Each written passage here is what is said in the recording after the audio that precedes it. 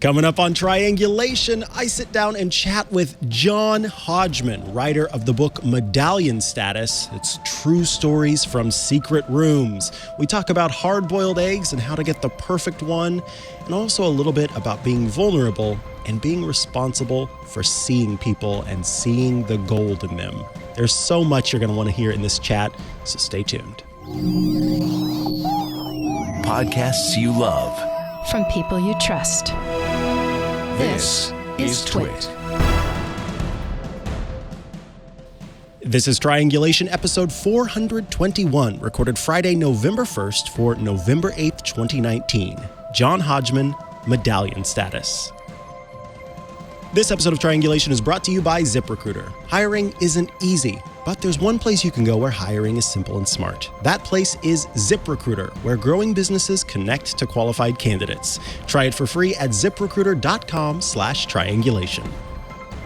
Hello and welcome back to Triangulation. This, of course, is the show where every week we talk to the smartest people in the world about the most interesting topics.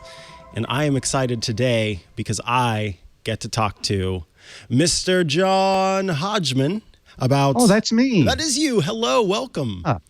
It's lucky I'm here. I'm so glad you're here. Yeah, it definitely would have been a hard conversation if I was having a conversation with John Hodgman about... I think you'd do a great job. Well, thank you. That's so nice.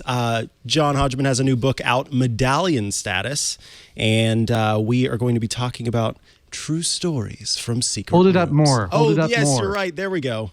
I'm so Well, used to looking there we at go. There I'm we go. so glad you have a copy. First of all, I because I like you and I hope you enjoy it. And second of all, I realized I don't have a copy. Really? I came over to my office and like maybe I should have brought a copy of my own book to show. Well, don't But worry. I don't have a copy with me right now. I'm sending them all out to friends and family like you. So they said, "Oh no, we've got to." You had to dig in and get the copies that you have. We've got to send those out too. Yeah. Also, just so people know, I'm selling them. Yes. Or I should say bookstores are selling them now. And you can find out more at bit.ly/medallion status. All capital letters, all one word, #medallion status, johnhodgman.com/tour, #always be plugging. I just have to get out my links. Got out all those links. It is available where all fine books are sold, of course. And it has been out since the 15th of this month? Yes, this is its second week birthday, I suppose. Excellent. And Rabbit, by the way. I got you all. You got us. Now let's go ahead and kick things off. We were actually talking a little bit right before the show because you had shared your Instagram, which apparently is, you kind of said that's where you are doing your thing now. Now, yeah, that's where that's the least poisonous social media that I use at the moment. The one where I actually have fun instead of just feel terrible for humanity. Oh, there I am. I'm holding up my book. Good job, John. Yeah, you did have one at some point. And in yeah, fact, and there's Toby Ziegler the dog reading my book. Love that. And that's a dog that I met in Prospect Park because I do all my own social media. And at some point, someone on Instagram said, this is for, please tell John Hodgman's social media manager that I liked this post or whatever. And I'm like, I do it. I'm the one wasting my time, doing this all the time. And I'm like, and I made a video as I was walking through Prospect Park in Brooklyn, where I live, because I like to exercise in order to be immortal. And I'm like, I know that this is not a good idea, but I need you to know that I'm doing my own social media, but I'm out here in the road and I'm going to get run over by a dog or something. And then this dog came I almost tripped over this dog. And I said, there, see that dog? And then later on, someone watched that video and said, that was my dog. The dog is named Toby Ziegler the dog. I'm making friends with a lot of dogs on Instagram right now because I realize that they're more famous than I am. And I want to ride their literal, not their coattails, but their literal tails. Their literal tails and their literal coats. Yes. Such shiny, soft coats they have. Some of them do, yes, that's for sure. Well, that's wonderful. I was complaining a little bit because one of the things that the book talks about is how the super secret airline of which you are a part of Medallion Status, of course, is that there are delicious eggs. Of all things, hard-boiled eggs. Can you? I don't know. It's just not a thing that I would think of. What is the fascination with hard-boiled eggs there? So my new book, Medallion Status, is another book like my previous one, Vacation Land, of extremely funny, often profound, sometimes heartbreaking essays by me, John Hodgman, true stories.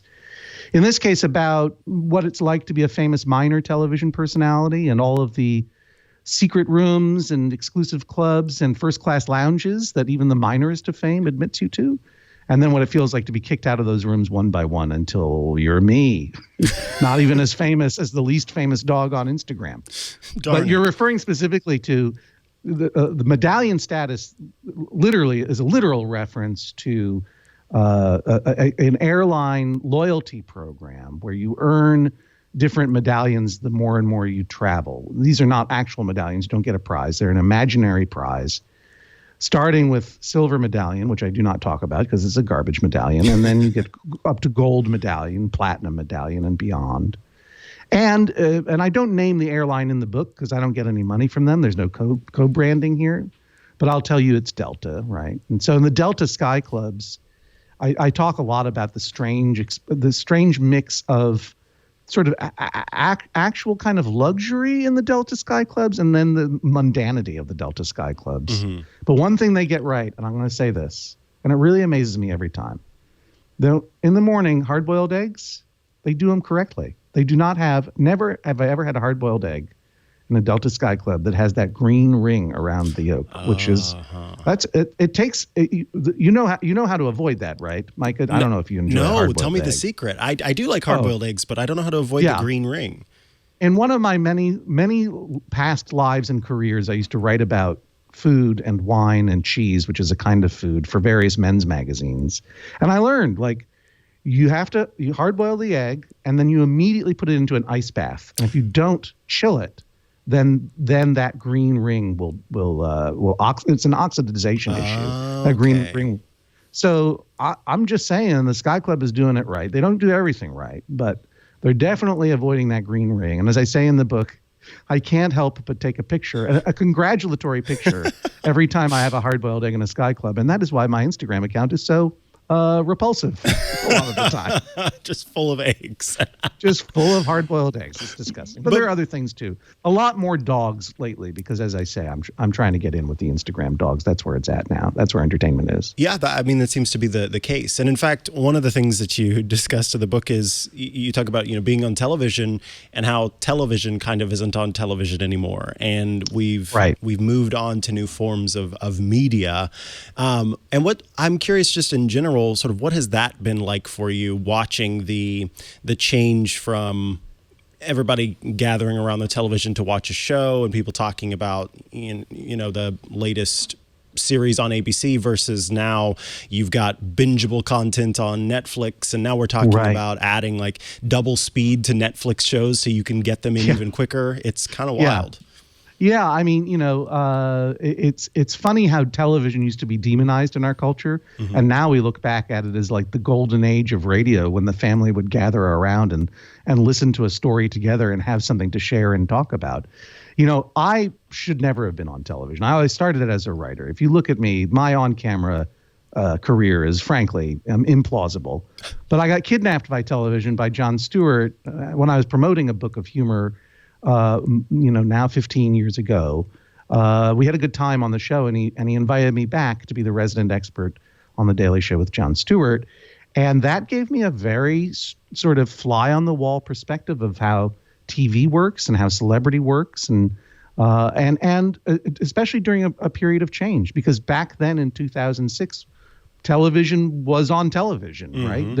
I remember the day that someone from Comedy Central came into the room that we would go into to do the postmortem after a show and showed us before the iPhone an iPod with The Daily Show playing on it, and everyone in the room going, that'll never work. No one will ever watch a TV show on a device like that. And then the iPhone came along, and I was at The Daily Show when they brought me to the Emmys, I think in 2008, where the big move was the Emmys was finally acknowledging reality shows as part of the primetime Emmys. And then it became more and more inclusive. And I was there the first time a Netflix show was nominated. Wow. And just wondering what's happening. And by the time I went to the Emmys for the last time in 2015 with Jon Stewart it wasn't just him and me. I wasn't his date. It was the whole cast. Jon Stewart said, "Come with me to the Emmys. You'll be my date." But 2015 was the year that he handed the show over to Trevor Noah, where it thrives today. And it was also the last year the Daily Show with Jon Stewart was nominated for the Emmy, and they won. And the contrast, and I write about it in the book, the contrast between going to the Emmys in 2008 and going to the Emmys in 2015 was dramatic because, when a show like Lost was nominated, it got this massive round of applause just for being mentioned. Do you know what I mean? Not because you necessarily wanted it to win, but everyone knew what that show was. Everyone knew what was on television. And all of a sudden, here are these nominees for shows that no one had ever heard of because they're not coming out on 5 to 100 channels of television, but another 100 to infinity channels of streaming, tablets, social media, or whatever. And so it's like, here's a nomination for the coach Friday Night Lights, who was on a show that no one saw except for 5 people, but he did a good job. And you would hear clapping way up in the balcony for the 5 people who'd seen it. Here's the show about women's prison, starring the woman who's really talented. We never mentioned that she starred in Atlas Shrugged anymore because she's a good actor. And last year it was nominated as a comedy, and this year it's nominated as a drama because we don't know what entertainment is anymore. And it's like, clap, clap, clap, clap. Right. And the thing that really struck me was, just a few years after the Emmys deigned to include reality, unscripted television in their telecast. Now, 2015, I'm walking to my seat, and I'm walking in front of the front row where all the most famous people in the world sit. Mm-hmm. And I'm really kind of surprised that the Daily Show this year is like way house left out in Siberia, like really far away from the stage. John got a good seat, but we were all way out there. And as I'm walking, I hear these 2 friendly voices go, "Hey, John, hey, John." And I turn to my left, and seated not first row, but like third row center, prime seats, were the Property Brothers, Jonathan Scott and Drew Scott. Yeah. And the Prop Bros, if you don't know, are these two handsome identical twins from Canada who have a big show on HGTV that I happened to watch a few times and thought was fun, but considered it real niche culture. Do you know what I mean? Right, yeah. And I did not expect them sitting third row center at the Emmys, especially since I knew we had gotten to know each other on Twitter a little bit. At Hodgman is my handle on Twitter. I'll always be plugging. I knew them a little bit. That's why they said hello, and I was like, "That's nice that the Property Brothers are saying hello." But why are they there? Right? Well, I'm confused. Their category had come up the week before in the Creative Arts Emmys, which is like the Junior Prom Emmys, where they shunt a lot of smaller technical awards, and the writing awards and certain awards go there. And they hadn't even won their category. I knew this. So I'm like, why are you guys there? They're like, "You're here for the Daily Show, right?" I'm like, "Yeah, why are you guys here?" They said, "They just wanted us." They didn't know why they were there in that spot. They didn't. I thought maybe they might be presenting an award. They're like, "No, they just invited us here, and this is where they sat." I mean, they're the nicest guys in the world. Right. And so I said, "Well, I'll see you later." And I walked back to my seat. It took me about 2 weeks to get there. Right. There was a huge mountains in the way. Yeah. This is entertainment moves on. The Daily Show, the liberal conscience of cable television for 20 years with Jon Stewart at the helm is coming to an end. Mm-hmm. But front and center are those Property Brothers. And at the party afterward, I mean, I had no idea how popular these Property Brothers were. And at one point, Jonathan Scott came over and said hi to me and took a selfie with me. Mm-hmm. And all of a sudden, I was incredible hot property there. I mean, I was the hot property. Like, everyone's like, "Can you introduce me to them?" Like, you know like, them, do you? Oh yeah, Tina Fey's getting a selfie with them, and Kristen Schall's getting a selfie with them, and John Hamm is making out with both of them for a while. That's just a joke, but he could do it if he wanted. Yes, he could. That'll be fine. Yeah. Wow, that is quite the change there. And look, here we are, talking on an independent, media empire that's been going strong now for a number of years. And I think back to the first time that I would listen to This Week in Tech when I learned about Twitter. Do you know what I mean? Right. And look, and that was during a time when Twitter was not just pure dispiriting poison that you poured into your eyes at 3 a.m. It was actually a fun community where you could talk to people and meet people and stuff. Yeah, it was a and nice now look where we are. Now it is a royal mess. It is the green oxidization around a delicious hard-boiled egg. It is the thing that ruins the hard-boiled egg at this point. I might just have to walk away. You pulled that together so well. Wow, Micah, good job. Thank you. What a callback. I try to bring it full circle as often as possible there. Yeah, right. I want to nerd out for just a second. I, of course, looked at the cover for Vacationland and recognized the design style there. And so I think that this is the case because I was looking at the back cover whenever I got the book for now. Again, hang on. I have a copy of Vacationland. Oh, you should hold that up. Yeah. This place is a mess. I apologize. There we go. Vacationland by me, John Hodgman. Will this be backwards? No, there you go. Beautiful. That's the front. That's look the front at that cover. And then look at this cover and the back. Yes. Yeah. Now this is great. Isn't this great radio? This is the show, just rotating books. Yeah, it's all we do actually. It's odd to actually communicate during this. Now it says jacket design and illustrations by Aaron James Draplin Design Company. Yes. I am the biggest Draplin nerd. Well, they're bigger, I'm sure, but there are lots of Draplin nerds. Yes, I used to be a freelance graphic designer back in the day, and consumed everything that Draplin was putting out. And so I'm curious: is this something that your publisher set up, or is this something that you said, "I love the stuff he does. Please design my book cover"? No, I mean one of the great gifts of being a little bit known for something is that sometimes you get invited to parties, and I was invited to a party for a cartoonist, Chris Ware, and who's an acquaintance of mine, and Draplin was there. And Draplin, have you ever met him? No. He's just this big lovely Sasquatch of a man with a giant beard. He's like, "Hey man, I know what you do. You're awesome." Blah, and he just started talking at me, and I was like, "I know what you do too, and you're awesome." And my first 3 books were all designed by an equally genius graphic designer named Sam Potts, who I went to high school with. But with Vacationland and this book, I decided I wanted to try a different look. I really wanted it to look Vacationland had a travel element to it and a very New England element to it because that's where I'm from, and I wanted it to look like a travel guide from the 1970s. And who better than Draplin, who specializes in this kind of thick line retro 70s design aesthetic, than to do it. And I asked him, and he said yes, and it was a thrill. And if you don't know Aaron Draplin, his name is spelled AARON space DRAPLIN. You'll realize you do know him if you've ever used Field Notes, those little booklets that you get to write your little notes in. He designed those and many, many other really super cool things. And he's a super cool dude who's got a lot of energy and thoughts on design and life that are really worth reading. He's got a great book out called Pretty Much Everything, which I absolutely highly recommend. Yep. So yeah, Draplin, I nerded out for Draplin.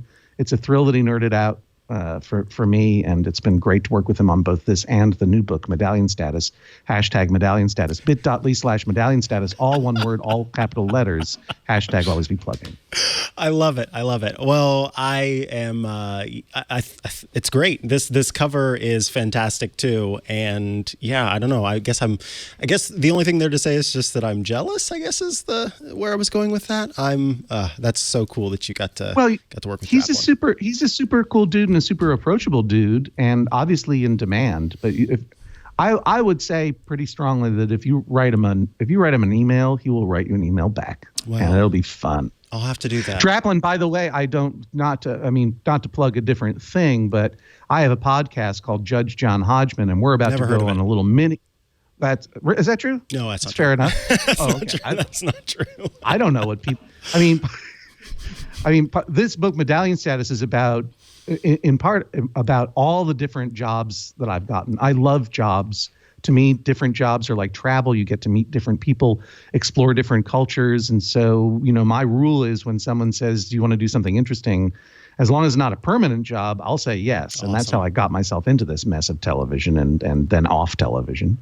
But I do have this podcast, and it's called Judge John Hodgman. It's on MaximumFun.org. And we're going on tour.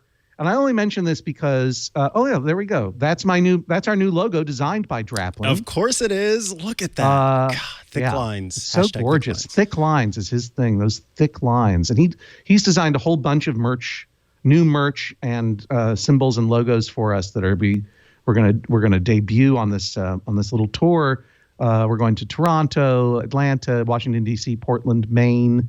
I'm forgetting one, Durham, North Carolina. And if you want to find out and get some of that merch and come see us do some live judging on stage, just go to johnhodgman.com/tour. Always be plugging. johnhodgman.com/tour. Excellent. I have to say all these different things because I do all these different things, and that's why no one knows what it is that I do, because I just love doing different things. Well, hey, that's part of the reason why you're here, is to talk about all those different things that you do, and I appreciate that. I think, there are interviews where the conversation is based exclusively around the book or the latest project that somebody's working on, but I think part of what makes talking to you in particular very interesting is hearing about these different experiences. Your ability to relate the different stories that you've come across in your life to the goals that you have, particularly in this book. I love how a nude oboe story can turn into a very heartfelt conversation about being vulnerable and being open and being honest. And actually, I was hoping if you wanted to talk a little bit about that, sort of, did you always know that you were going to lead with the nude oboe writer, or was that something that sort of came along? To clarify, the oboe in this story was not nude. Oboes don't usually wear clothes at all. This is true. Yeah. I was on a show called Mozart in the Jungle for 2 episodes, and I was very excited to be on this show and to play this particular role because, after being on television a little bit, you learn how the world sees you, and I think I'm a nice person. But the world sees me as a mustache creep, and those are the roles that I was getting cast in. A variety of mustache creeps and perverts and villains on various prestige cable comedies and dramas.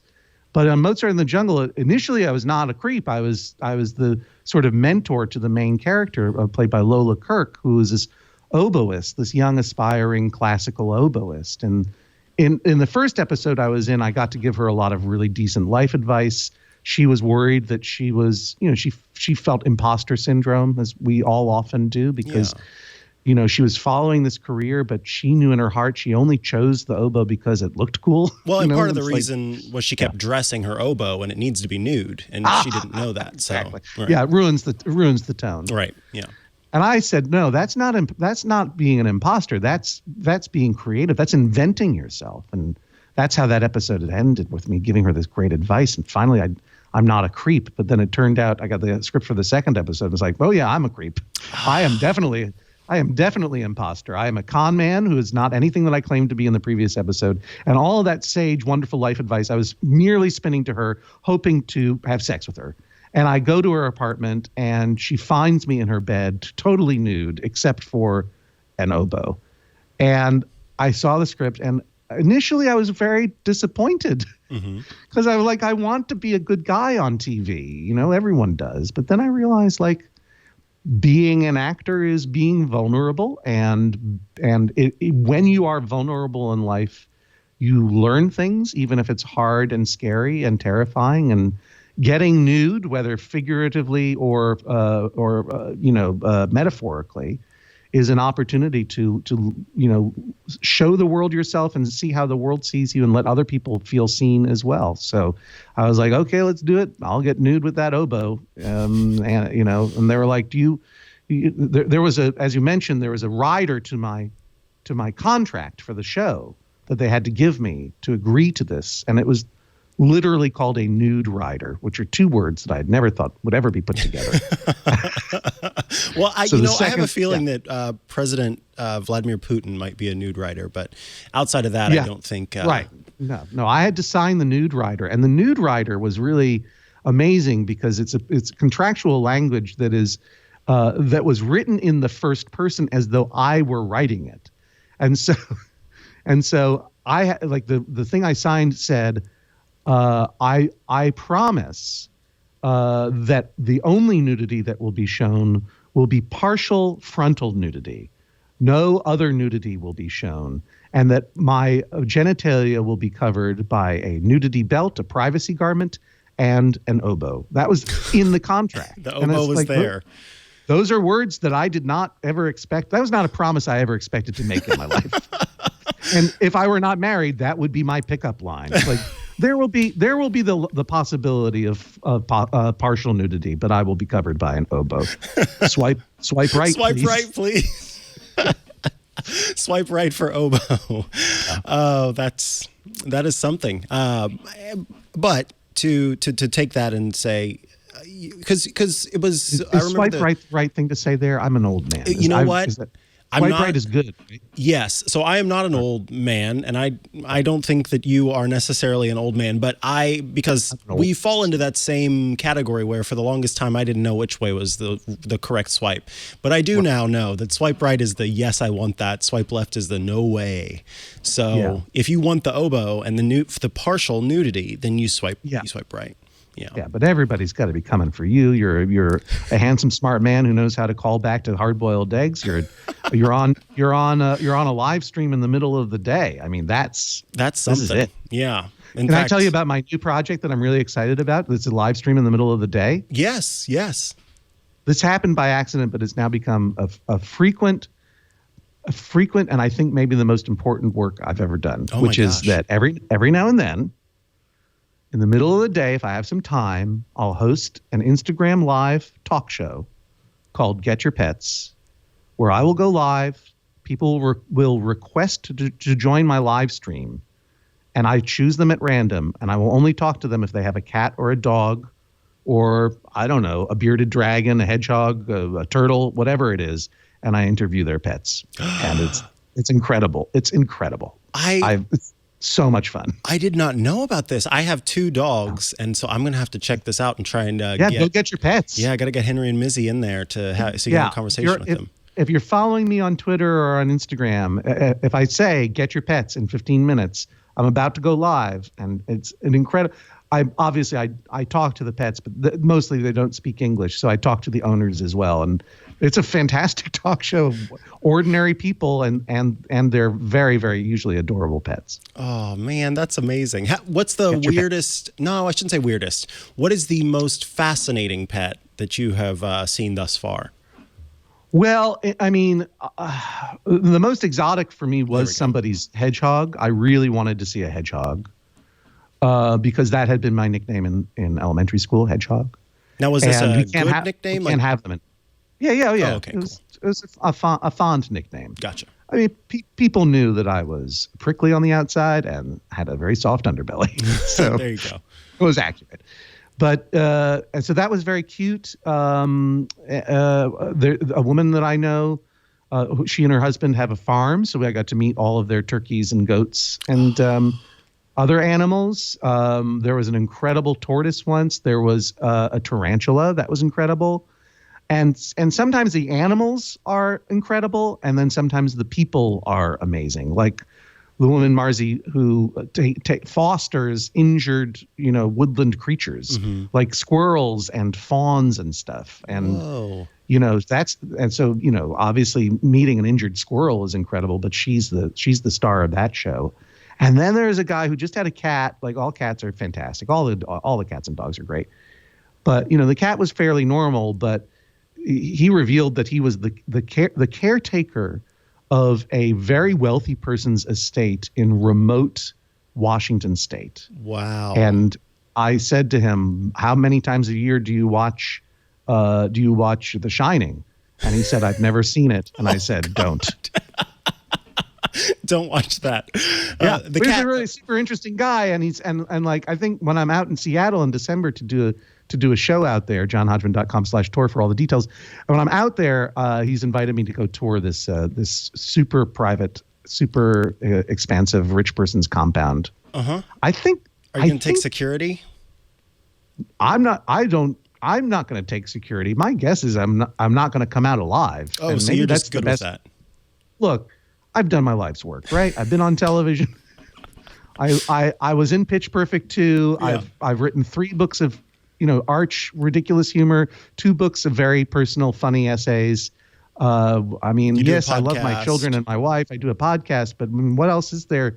If I die in some, if I die alone or disappear in some billionaire's compound and in their pinball room or in their their wave pool, that's fine. It's a good way to go. An underground bowling alley, something like that. Well, see, okay, so here's what I think. I think if you had not done this Instagram live show, Get Your Pets, then I would agree with what you're saying.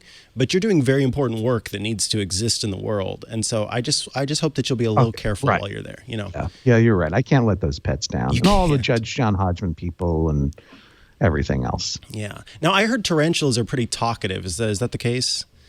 They're kind of hard to have conversations with.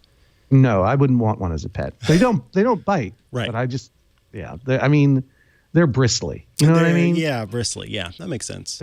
They're bristly and terrifying. I'd like to see an axolotl. Do you know an axolotl, the giant Mexican amphibian weirdo Is that the creature? salamander thingy?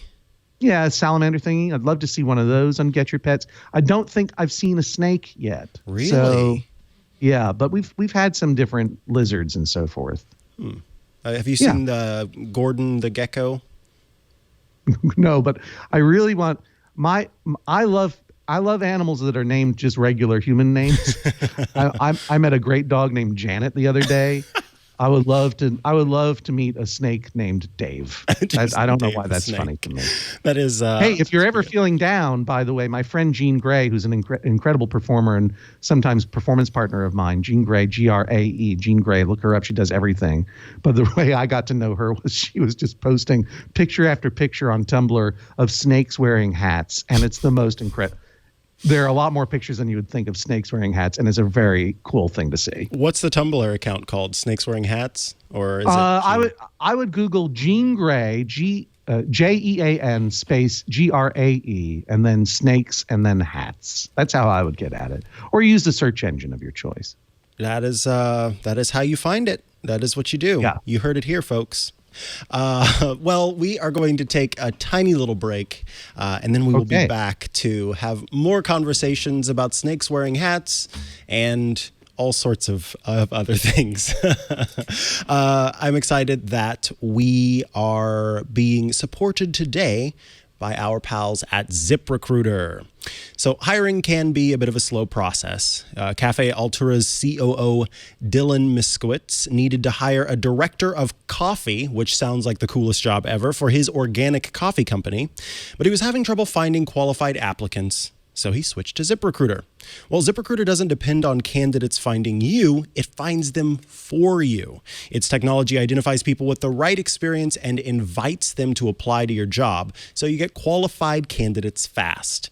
Dylan posted his job on ZipRecruiter and said he was impressed by how quickly he had great candidates apply. He used the candidate rating feature in ZipRecruiter to filter his applicants and was able to focus on the most relevant ones. And that's how Dylan found his new director of coffee in, just a few days. With results like that, it's no wonder 4 out of 5 employers who post on ZipRecruiter get a quality candidate within the first day. ZipRecruiter makes hiring so simple. Again, just being able to go in there and say, hey, this is what I'm looking for, to filter it down to exactly the candidate that you want, and to have the service find the person for you is fantastic. Because I got to tell you, I don't know how I would find a director of coffee all on my own, putting that out there into the world. And so being able to go and use ZipRecruiter to do that is pretty great. See why ZipRecruiter is effective for businesses of all sizes. Try ZipRecruiter for free at our web address. That's ZipRecruiter.com/triangulation. That's ZipRecruiter.com/triangulation. ZipRuiter.com/triangulation. ZipRecruiter, the smartest way to hire. Thank you very much, ZipRecruiter, and we are back. We are back and ready to roll. That's the good stuff. ZipRecruiter. Wow. Yum, yum, that's yum. a big sponsor. Yeah, boy, oh boy. Whew. We are, of course, here with John Hodgman to talk about his book, Medallion Status. I like that. True Stories from Secret Rooms. Yeah, I just want to say, ZipRecruiter, I got a podcast. I do a good live read. Always be I do a hot live read. Ask Dashlane. Ask Mozilla. I do a hot live read. Wow. ZipRecruiter, come on. They sound familiar. Yeah, They work with right? us. See, I'm good. I'm co-sponsoring everything now. There we go. I dig it. Yeah. I dig it. Welcome. Thank you. Thank you. Appreciate that. Do you guys are you on Instagram? Yeah. Twit. What's the Twit? It's right? twit.tv is our Instagram account. Twit.tv. Yeah. All right, there you go. Right, I see you there. I follow you. Okay, let me just do this real quick so that people know. I'll do a quick. Sorry, everybody. I do my own social media. It takes up a lot of my day. Just look out for dogs. Right, here we go. Hey, everybody. It's me, John Hodgman. I'm live on Triangulation on twit.tv right now. Why don't you tune in? It's happening now, 1:38 p.m. Eastern Time with Micah. All right, we're talking eggs. We're talking my new book, Medallion Status. We're talking everything. Check it out. Go, go, go, go, go. All right, let's see what happens. I don't know. Maybe Let's we'll see. watch this thing. We're going to see people hop in and join us live. I love it. Live news. All right, there we go. All right. So one of the things that I'm doing my social media I'm sorry, right now, Micah. You've got your posts. You got your hashtags you need to put up. Oh, I understand. Boy, oh boy. There we go. Hashtag always be plugging John Hodgman. You know, John Hodgman. John Hodgman podcast. Medallion Status is a new book. bit.ly/medallion status. All one word, all capital letters. Always be plugging. Hi. It's me. We're back. Whew, are you sure? I'm sorry. I had a lot of coffee this morning. I only had one cup, darn it. That's not enough. So one of the things that you talk about in your book, again, you mentioned being, I mean, the book is based around this idea of being a, what is it, gold, or what are you now, diamond medallion status? I'm currently platinum medallion. Platinum. I'm sorry. Yeah. Yeah, platinum. No, it's fine. It's not diamond, obviously, but I still have some basic human worth. Right. Yeah. But at least people say things to you. They say now. They did say thank you for being gold. That's how it started. Yes. I didn't even know. Like a lot of the book is about my my travels back and forth between New York, where I live, and Los Angeles, where I was working for 2 years as a recurring guest star on a cable situation comedy called Married, where I played the third best friend of the leading male character. So I wasn't his first or second best friend. I was like I guess I was kind of like either the Speaker of the House in the order of succession to best friendship. If something happened to the other best friends, I might have gotten in there. And I was flying so much, and it was very disorienting and not easy for me or my family, which is part of the book. But one of the great consolations came to me when I was once again flying away, leaving my family behind, and I hand over my boarding pass to the gate agent to get on the plane, and she looked at it and she goes, "Thank you for being gold." And I was like, that's what they call that's what they call in cinematography a focus pull. That was very nice. Wow. Whoa. The drama is there. I didn't expect it to affect me so deeply, because first of all, I didn't know that I had racked up so many medallion qualifying miles on Delta that I had jumped up to gold medallion status. And I certainly didn't know that meant that they were going to be saying, "Thank you for being gold." But as an only child who believed that praise and affirmation was the same as oxygen growing up, it was really something, to be thanked for being gold. Because I think that, like, in many ways, we all just want to be recognized as human beings. We all think we're gold inside, right? We all want the world to see our goldenness we all worry, like Lola Kirk did in Mozart in the Jungle, that maybe we're not as gold as we think we are. We're a little silver. They think, and that someone's going to call us out and go, "Get out of here! You're silver. Go into the garbage can." But mostly people don't get that affirmation. You know, they aren't seen. One of the things that was so profoundly, illuminating about being even a little bit famous was people saying, "I see you. You're John Hodgman, or you're the guy from the Daily Show. You're the PC, or whatever it was." Is it John Hodgman?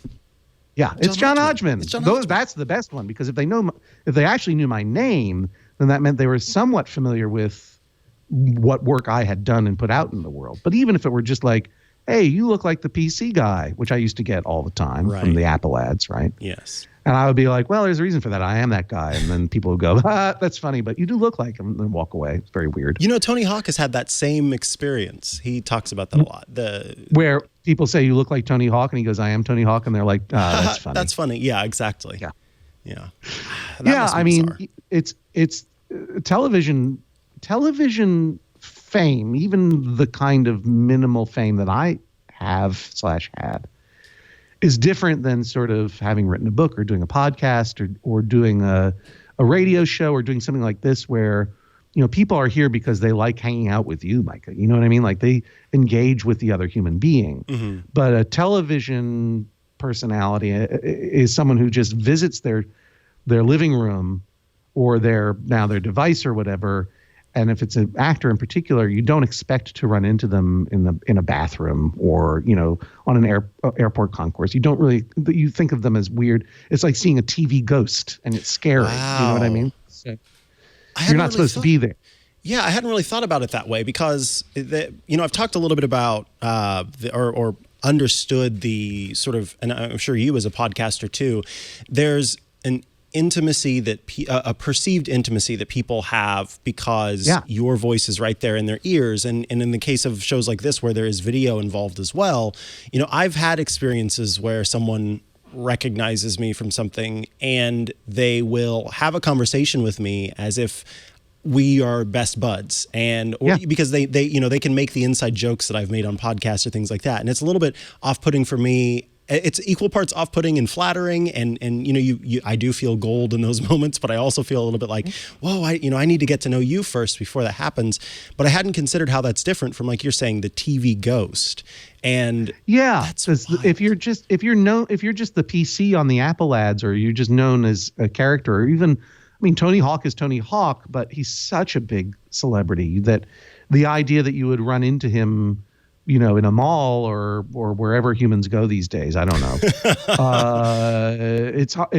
There is a sort of uncanny valley, isn't the word for it, but this sort of like, this can't be happening sort of feel, like this is just too strange. Yeah. And so people, you know, will reject it, and they will say like, yeah, you do look like Tony Hawk. But you are not him, I know. you can't because you can't be Tony Hawk. That's not possible. You know, the book opens with, you know, as I say in the book, I'm not on television as much as I used to be, but that's okay. Neither is television. And I'm recognized less and less. And when I'm recognized, though, I'm glad to say it is because I do the podcast Judge John Hodgman, and I write these books, and I offer myself fairly nakedly. Mm-hmm. I ask for consent first, but you know what I mean. Metaphorically, I offer myself nakedly. And so when someone says it's John Hodgman, this is a huge moment of flattery, because like, oh, something I did connected with you, and that's wonderful. And even when it's an uncomfortable time to be recognized, like, for example, in the opening of my book, when I'm having kind of a fight with my wife because our car is bleeding to death, for all I can tell. Yeah. You know, these two young people up in, you know, far coastal rural Maine found me getting, you know, yelling back and forth with my wife because the front passenger footwell was filling up with this noxious reddish liquid that I didn't know what it was, and it was coming out of some car hole. I don't know what cars are. Do you know what I mean? Right. Like, yeah. What even is a car? Is it alive? Yeah. I'm not sure. Yeah. No, I was like, it's bleeding to death. What are we going to do? You know? And all of a sudden this nice young couple came up with their little baby, and they're like, it's John Hodgman. And I'm like, hi. Oh, man. And because it was such, And partly wanted to say, and maybe could have been justified in saying, this is a terrible time right now. I'm sorry.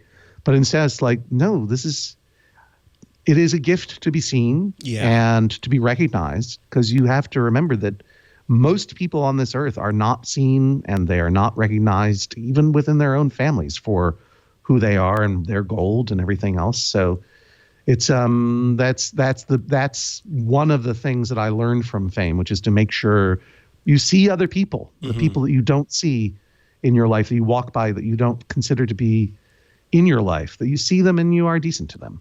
So you do feel that's part of your responsibility then, to make sure that as a human being, yes. Well, yes, as a human being. I feel it more keenly now that I appreciate how important affirmation is in other people, and people are doing a good job. Say so. And when you leave your hotel room, like, leave a tip. Yes. Someone's coming in to clean up your disgusting residue, and you should be generous to those people. Right, absolutely. Well, speaking more specifically about, having a certain level of fame and having folks who are interested in the things that you're doing, I'm more curious about that in terms of do you feel you have a responsibility to be accessible to those people? And I want to compare here to, and I know that this is a little bit of an odd comparison, but a person like Beyonce, who does not, for the most part. That is a perfect fair comparison. Right, yeah. It's a pretty much parallel, yeah. Pretty much the same. Yeah.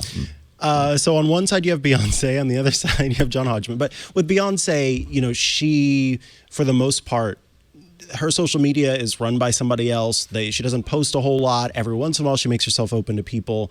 But then there's someone like Conan O'Brien is an example of someone who talks about this a lot on the podcast that he does, about trying to be available and present, and trying to say, if someone does come up to him, then he makes himself available. But like you said just a moment ago. Conan O'Brien has a podcast? Huh. Interesting. He has a podcast now, huh? Oh, maybe that's why podcasts are big right now. Oh, boy. I would have thought that if you'd had a podcast, I might be on it. We're both from Brookline, Massachusetts. I've been on his television show. Huh, interesting. He must have overlooked calling me. Yeah, Conan, you should absolutely be on that podcast. I want to be your friend, Conan. I know your podcast. But what you said earlier, you felt like there was this, you could have very easily said, now's not a good time, but you chose anyway to have this conversation, to recognize these folks. And so I'm curious, kind of, have you had situations where you're trying to find that balance of making yourself accessible to people because you feel it's your responsibility, versus saying, no, this is an okay time for me to be separated from it? Well, I mean, I do draw a line that if I am with my children, I prefer not to get into a conversation or take a picture or whatever, just because I don't want my kids seeing me that way. Now that they're older, it's a different situation. And I want them to see me being adored and loved by members of the public, because they're full-on teenagers now, and they think I'm terrible. Right. So you have to remind them how cool you are. Yeah. Right. Yeah. That was really the only line that I drew. I mean, obviously, I'm not Beyonce, and Beyonce has a responsibility. There are people who are at a level of celebrity that it is impossible to lead what you or I would consider to be a normal life. And they have a responsibility to be protective of their own lives and their children's lives. Right. And they need to be inaccessible to a certain degree in order to be sane and happy and healthy. But I betcha, Beyonce seems like a pretty incredible person.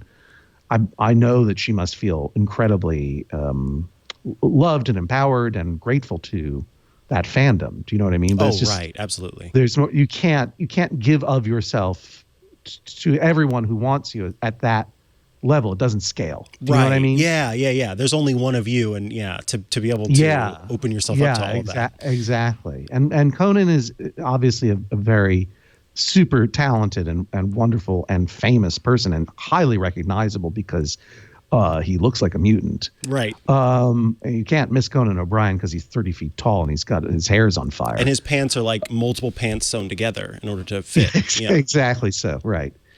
And, for me, it's not that I do consider it. I think that anyone who is lucky enough to do something that's in the public eye and has fans, I think that, there is a kind of a moral obligation when they see you to see them back, right? To see them back. And I am much more interested in asking questions about their lives than answering questions about my life, because all of my questions are answered for you in my books, Medallion Status, Vacationland, etc. But yeah, I feel that it's not an obligation of fame. It's an obligation of human decency, that when someone sees you, you try to see them back. And then, on someone who's on my level, I'm very happy to not be on television. Well, who am I kidding? I want to be on television. Come on, put me back in the game. I really want to be there. Come on, coach, get me back in there. I'd love to be on a show. You know what I mean? But I also really love the work that I do as a writer and as a podcaster, as a live performer, as the host of Get Your Pets, where my life is very intimate and open and interacting with other people. I find that fascinating. It's personally fascinating, very rewarding to me. And I have to be open to them, because that's kind of the deal that you make when you are working in a more intimate form of artistry, where even a stand-up comic I think they're revealing themselves. And so if someone wants to reveal themselves to you, and I'm talking metaphorically here, not taking off all your clothes, you have an obligation to see them at least and be decent to them. I don't think that there's a celebrity, and I put quotes in it because celebrity is becoming so many different things now. There isn't a known person in the world who does not feel a real sense of happiness and happiness and responsibility to be decent to the people who are being so decent to them. That's really well put. I can't speak for the dogs, though. I mean, I don't know if the dogs feel that responsibility. Right. It's a shame they don't speak English. Yeah. Well, I mean, and among the collage of book elements and plot elements from Medallion Status that are on the cover, there are two corgis right in the middle of it. And those are very specific corgis. It's Chompers the corgi and Linus the corgis, two very famous corgis of Instagram that I met at an exclusive party, an exclusive entertainment party for comedians. Well, no, I thought it was for humans. It was a private party at San Francisco Sketchfest. After a bunch of us had performed, we all were invited to Adam Savage's secret workshop in San Francisco. And we were so excited to be there. And Adam Savage has all these he makes all of these science fiction and fantasy movie props, these perfect replicas of spacesuits from Alien and Admiral Akbar's and all this stuff. And I was like, I've really made it. This is exactly where I want to be. And then I looked across the room and I saw these two people with these two corgis. And I'm like, I don't know who those people aren't in comedy. I don't know who those people are. And I turned to Kevin Murphy from Riff Tracks. I said, who are the two creeps who snuck in here with a corgi? Who crashed this party? That's like, who invited them? And he's like, oh, the people weren't invited. The corgis were. Oh, my God.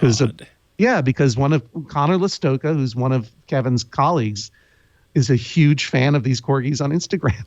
And I looked at their accounts and they are doing co-sponsorships with different brands. They have massive internet followings. There's another famous corgi of Instagram that I've met, and I don't want to out them, but there were just a couple who had this corgi, a couple of humans who had this corgi, and they started taking pictures, and all of a sudden their corgi has a manager. Wow. And manages appearances and co-sponsorships and all kinds of stuff for them. And it's like, yeah, I don't know what fame is anymore, but I can't beat them. I'll join them. So on every tour stop so far in the Medallion Status book, I've been trying to get a famous corgi of Instagram there just because I want this thing to sell. Oh, yeah, there's me. Chompers. That's me. Yeah, that was Chompers and Linus, our big reunion. A couple of years after I met them at that party, I invited them to the I invited them to my book event there in San Francisco, and we had a great time. You can't follow corgis. Corgis are the headliners. That's always the case. And they steal the show. Right. Oh, man. Well, I also, well, that's a story for another story. But I mean, we are in a world now. Like my story is very specific and weird. In part because not everybody gets to go on television and be famous. Mm-hmm. Particularly back at a time when television still had that kind of power, which was diminished compared to its power 20 years earlier, but still was sort of this social aggregator of attention, right? Now culture is even more splintered than ever, and everyone has this opportunity to be famous within their own worlds. Mm-hmm. So, but mostly I think the message of medallion status is about when you lose status, when you don't drop down from diamond to platinum medallion in one way or another in life, when you lose a job that sort of defined your life because you've aged out of it, or you just get fired, when you get dumped in a relationship that you thought was going to last forever, or when you age from being a parent of young children, when you are the most famous person in the world to them, to a parent of teenagers where they're like, your jokes are terrible, Dad. I don't ever want to see you again. When you lose status and when you lose the things that you, it's easy to define yourself by status and privilege. And when you lose it, you have to figure out who you really are. And that's sort of what medallion status is all about.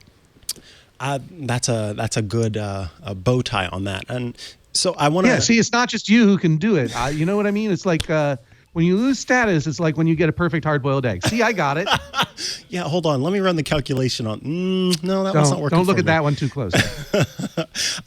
One thing that I wanted to ask you about, too, is, I mean, you are putting yourself out there in many forms of media, be it on television in some places, as audio, and in excellent prose. And I'm curious, how do you see like the difference between writing versus the other forms of media, including hosting a show about pets? Like what makes writing unique, and what do you find rewarding about that in particular, or challenging about that in particular? Well, writing is the worst. Okay. It is lonely compared to any of the other things that I do. Everything else that I do is I'm either in conversation with a collaborator like Jesse Thorne on Judge John Hodgman and all of the guests, or if I'm acting, you can still see me on The Tick season 2 live. You can stream it on Amazon. Acting is like incredibly fun summer camp because you're with incredibly talented people and there are snacks and fun times and so forth. Writing is just you by yourself confronting nothingness and having to make something up. And you have some people do not have the problem that I do, which is I'm not convinced that I have an idea. B, I'm not convinced that once I have that idea, it will be worth sharing. And yet the reason I return to it is that when my brain stops screaming with anxiety and starts letting me see what it is I'm thinking about. And that only happens through writing. Like when you write, it's like therapy. Like you just talk out your stuff and all of a sudden you're like, oh, that's what I'm feeling. That's what I'm thinking. That's a connection that I didn't make in the moment that I now see. That is a kind of revelatory experience that doesn't happen if you're just doing an interpretive art or having a conversation. And so that feeling of learning what is on your mind is a very powerful one, and I think the place where I create the stuff that is best for not just me but a few other human beings. So I just got to do it, I guess. I wish I didn't have to. If I were on a really good TV show, boy, I wouldn't have to do it ever again. Put me in. Put you in, Coach. Yeah, no, they say, my agents will sometimes say, well, what kind of TV show do you want to do? And I'm like, aside from I don't want to travel because that really hurt my family. That's part of medallion status. Mm-hmm. I'll do any super interesting project, almost anywhere in the world. If it's really interesting, I'll do it. If it's a Marvel movie, I'll go to Atlanta. That's fine. But what I really want to do is work at Steiner Studios. It's 20 minutes from my house here in Brooklyn. Drive there like a straight up dad, park my car, go into work, come back. And they're like, well, what kind of show you want to do at Steiner? I'm like, any garbage. I don't care. That's all I want. So Yeah, you would snack. play Creepy Mustache again if Oh, it come could on. be. Of course I would. Yeah? Look, I'm in wardrobe. I look like a straight up villain. I don't think you look like a villain today. Anyone who's shooting anything at Steiner Studios, I'll go. I will go over there right now and be in your show. It's just the greatest. It's the most fun. It's fun. So do you feel that is the most fun thing that of all of the different jobs and projects you've said yes to, acting is the most fun? Yeah, but I mean, what you don't want in life is just fun. Right. I mean, you know what I mean? Mm-hmm. Like it is the I mean, genuinely, it's play. I mean, it's pure play. Mm-hmm. There'll be long hours, obviously, sometimes difficult personalities, but you get to dress up in a costume and play, and then there's snacks, and it's fun. It sounds like It you is really like true the fun. craft services helps make that more fun. Yeah, I don't know if you've ever experienced craft services, but never. if you can just wander over in the middle of the day to a table full of peanut butter filled pretzels and cheeses and stuff, it's pretty awesome. So it's there, Oh, yeah. and it's Delta Sky Lounge are the two places where you can get those. I love a things. buffet. I love a buffet. It's true, and I think it shows. But I think yes, in Medallion Status, I don't just talk about the jobs I had on television, but all the jobs I had when I started working as soon as I could at age, I think 15 legally in Massachusetts. I started getting jobs. I love jobs. And I learned a lot from the jobs, and some of the jobs were really fun and easy. And those are the ones that make you feel like tempted to live in them. Working in a video store was like the funnest, easiest, wonderfulest job. With all I did was watch movies all day and talk with my friends. And you can't just do the fun jobs, because if you just get stuck in the fun and easy jobs, maybe someone will invent Netflix and then you won't have a job. Wow. So is that the real sort of kernel of truth behind what you're saying there, where you can't just have the fun jobs, or is it also about gaining life experiences through some of the jobs that maybe are not as fun? I mean, the main thing is I spent 7 years after college working at a literary agency, surrounded by incredibly smart and supportive colleagues doing work that I believed in, which was helping authors find publishers. I was terrible as a negotiator, and I did no one a favor by negotiating for them. But I spent 7 years doing it, even though I knew in my heart what I really wanted to do was make stuff myself, and I was scared to do it. And I've dug trenches. I was a traffic counter in the cold. I was a cheesemonger. I've had all kinds of I was a dishwasher. I've had all kinds of hard jobs, but the hard jobs are not the worst jobs. The worst jobs are the jobs, maybe even the most comfortable jobs you're in, but it's the job that is the wrong job for you, but you're too scared to make a change. And so Holy moly. that's the thing. Yeah. That Bad jobs are great. Bad jobs are where stories come from, right? That's true. That's how you get to write these books. I've got two questions now. Well, one, I'll make the observation first, not a question, but the observation is just that simply. Right. I'll leave for the observation because you don't need me for it. Yeah. You step away. I'll do that. I agree. I want to hear your observation. Yeah. I agree with Mr. Hodgman about the bad job being that job that you are comfortable in, and you let that comfort sort of drown out your light, as it were. And I have had one of those. And what was the job? It's not this, is it? Well, no. The problem okay, is it was not too terribly long ago, and so I don't want to say that. But what I'll say, Sure. I understand. What I'll say is that choosing to leave that job continues to be the best decision I ever made. And I am a being who is very drawn to, I think a lot of people are very drawn to comfort and sort of, the consistency and feeling locked into something and feeling good about that. But taking that step and making that scary move and saying, you know what, this is fine, but I'm not happy. This is not great for me, was the right thing to do. My question now is, what in the world Good job, by the way. You did a good job. Thank you. What in the world is a cheesemonger? What is that? Someone who sells cheese. You mong cheese. What do you mean? I was 19 years old. I was taking a semester off to live in London on a collegiate drink abroad program of my own designing, and I got a job. I don't know. I did telesales. I was an usher at the Hammersmith Odeon when a bunch of concerts were there. But then I worked at why am I blanking on the name of?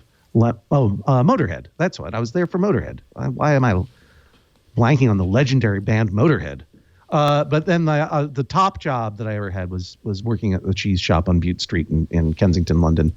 And I just turned cheeses over. You have to turn them over twice a day so that the moisture is distributed properly through them. Fine cheeses, French, Irish, and English cheeses. It was a great job. Great job. That's why we actually turn the books over, is to keep the moisture. Yeah, that's right. Yeah, that's right. You got to keep them turning. You're very skilled there. You learned this book turn through your cheesemongering. Yeah. That's good. Yeah, I should be on Home Shopping Club. Like, hey, order now. Vacation Land Medallion Status Bundle available now. Only for full price, only at bit.ly/medallion status.